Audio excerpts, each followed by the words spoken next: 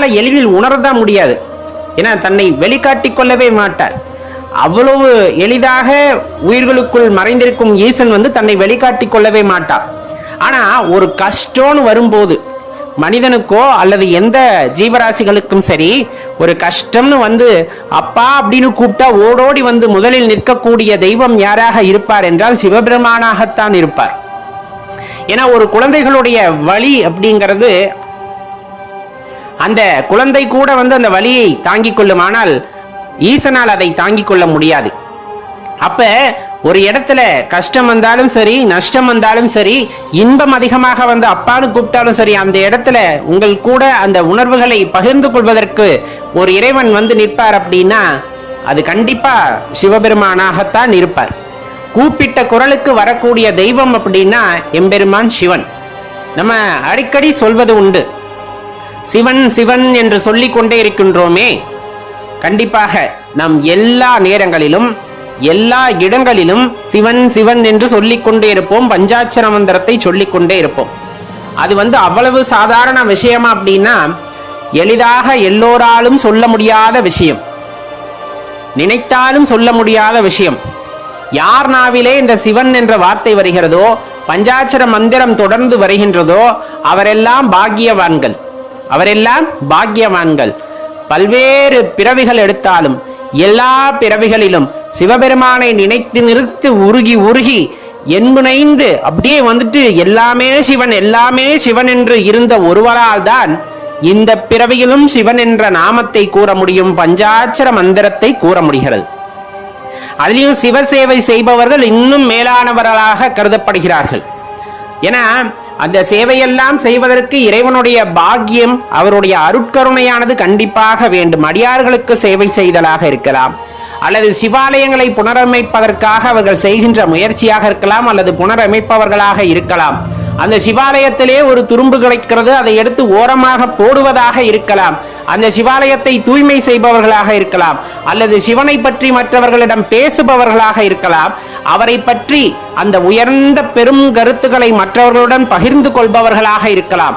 மற்றவர்கள் உள்ளத்திலே சிவபெருமானை பற்றி எண்ணத்தை தூண்டுபவர்களாக இருக்கலாம், அவரை பற்றி எண்ணத்தை உண்டாக்குபவர்களாக இருக்கலாம். இப்படி எந்த வாய்ப்பு உங்களுக்கு கிடைத்திருந்தாலும் அந்த வாய்ப்பு நீங்களே தேடிக்கொண்டது அன்று. மாறாக சிவபெருமான் உங்களுக்கு அருளிய வரம் அப்படிங்கிறத தெரிஞ்சுக்குங்க.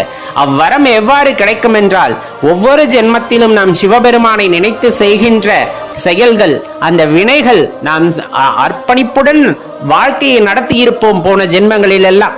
எல்லாமே அப்பன் தான் அப்படின்ட்டு அப்பன் மீது பாரத்தை போட்டுவிட்டு எது நடந்தாலும் உனக்கே அப்படின்ட்டு ஒவ்வொரு நொடி பொழுதும் நம் வாழ்க்கையை நடத்தி இருப்போம். சாகும் தருவாயிலும் கூட சிவன் என்ற நாமத்தை, சிவன் என்ற மந்திரத்தை, பஞ்சாட்சர மந்திரத்தை மட்டுமே உச்சரிப்பவர்களால் மட்டுமே அடுத்த ஜென்மம் என்று ஒன்று இருந்தாலும் அந்த ஜென்மத்திலே சிவபெருமானுடைய நாமத்தை சொல்லக்கூடிய அருகதையை பெற்றவர்களாக அவர்கள் பிறந்திருப்பார்கள்.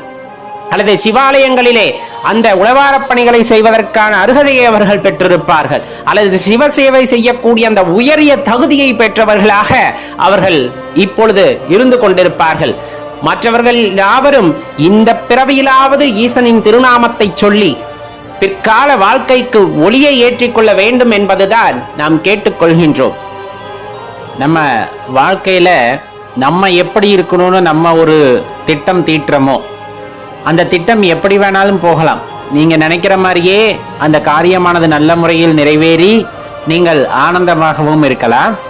நீங்க நினைச்ச மாதிரி அந்த காரியமானது நிறைவேறினதன் காரணமாக நிம்மதியை இழந்து வாழ்க்கையிலே தவிக்கலாம். இல்ல நான் நினைச்சதே நடக்கல அப்படிங்கிற மாதிரி எண்ணத்திலையும் ஒரு சிலர் தனது வாழ்க்கையை கழித்து கொண்டுதான் இருக்கிறார்கள். இப்ப இதுல எதை நான் எடுத்துக்கிறது? நான் வாழ்க்கையில இந்த மாதிரி இருக்கணும்னு ஆசைப்பட்டேன், அதே மாதிரிதான் கடவுள் எனக்கு எல்லா வாய்ப்புகளையும் கொடுத்திருக்கார், எல்லாமே இருக்கு. ஆனா மனசுல நிம்மதி மட்டும் இல்லை, மனதில் சந்தோஷம் மட்டும் இல்லை அப்படிங்கிறவங்களோட எண்ணிக்கை இந்த பூமியிலே ரொம்ப அதிகம். ஏன் அப்படி? நான் கேட்குறேன், கேட்டதும் கிடைச்சிருச்சு, ஆனால் எனக்கு மனசில் நிம்மதி இல்லையே அப்படின்னு கேட்டால் ஒரே ஒரு விஷயத்த தெளிவாக தெரிஞ்சுக்கணும். வேண்டும் அப்படிங்கிற மனதின் காரணமாகவும் போதாது அப்படிங்கிற அந்த மனதின் காரணமாகவும் தான் இந்த பிரச்சனையானது நமக்கு உண்டாகின்றது. எந்த விஷயமா இருந்தாலும் சரி, எனக்கு ஒரு வீடு வேணும்னு மனசுல ரொம்ப ஆசைப்பட்டு அதுக்காக கடின உழைப்பு, இறைவனோட அனுகிரகத்தால ஒரு வீடும் அமைஞ்சிருச்சு. இருந்தாலும் மனசுல நிம்மதி இல்லை. ஏன்னா வீடு கட்டினது இன்னும் கொஞ்சம் பெருசா கட்டியிருக்கலாமோ அப்படிங்கிற எண்ணம், இன்னும் இப்படி மாத்தி கட்டியிருக்கலாமோ அப்படிங்கிற எண்ணம், இந்த மாதிரி அடுத்தடுத்த எண்ணங்கள் மனதிலே தோன்றிக் கொண்டே இருக்கும். ஏன்னா ஒண்ணு கிடைச்சிருச்சு, அப்ப அடுத்ததை நோக்கி மனதானது பயணிக்க ஆரம்பித்து விடுகிறது. உண்மையாலுமே அது சந்தோஷமா, நான் கேட்டது கிடைத்தது எனக்கு சந்தோஷமா அப்படின்னு போய் யார்கிட்ட வேணாலும் கேட்டு பாருங்க. 100ல 90 பேர் இல்லை எனக்கு இன்னும் சந்தோஷம் கிடைக்கவில்லை அப்படிங்கறத தான் சொல்லுவாங்க. 10 பேர் இன்னும் முடிவெடுக்க முடியாம தடுமாறிக்கிட்டு இருப்பாங்க. எல்லாருமே நான் எடுத்த முடிவின் காரணமாக சந்தோஷமா தான் இருக்கேன் அப்படின்னு சொல்றவங்களோட எண்ணிக்கை மிக மிக மிக சொற்பம். அப்பதான் ஒரு கேள்வியானது நம் மனதிற்குள்ளே எழுகின்றது. கடவுள் நமக்காக போட்டு வைத்த திட்டத்தை நாம் ஏற்றுக்கொண்டோமா, அல்லது நாம விரும்பி சிலவற்றை ஏற்றுக்கொண்டதன் காரணமாக இந்த பிரச்சனைகளில் சிக்கிக் கொண்டோமா